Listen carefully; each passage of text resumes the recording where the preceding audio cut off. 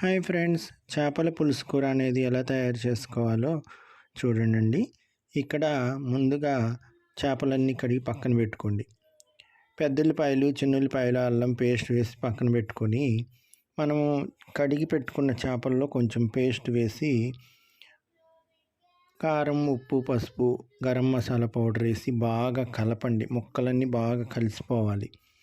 ఈ కలిసిపోయిన మిశ్రమాన్ని పక్కన ఉంచుకోండి.